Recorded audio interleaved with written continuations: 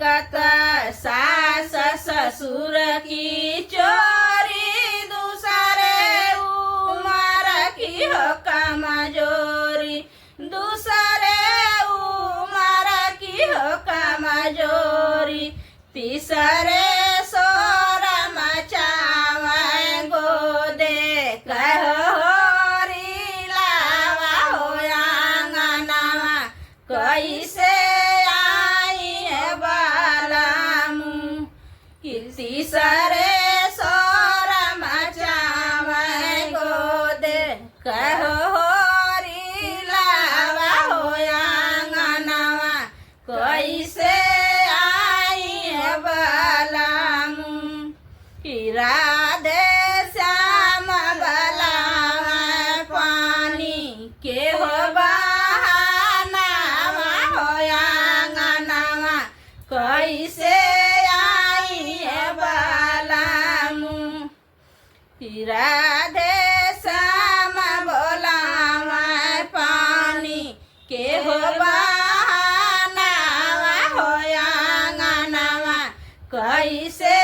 आई है बालामू,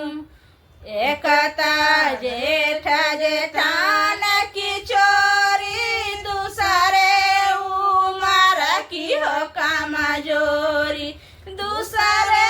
उमर की हो कमजोरी, तीसरे सोर मचावे गोदे कहोरी लावा हो आंगनवा, कैसे आई है बालामू, राधे श्याम बलावा पानी के हो बहानावा हो आंगनवा, कैसे आई है बालामू,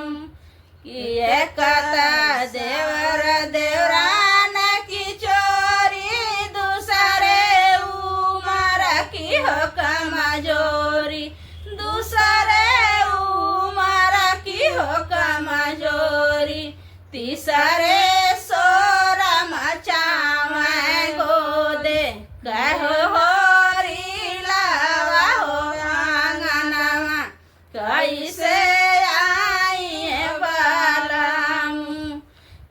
दोस्तों बहुत प्यारा गाना है, आप लोग फुल वॉच में सुनिएगा, बहुत अच्छा लगेगा।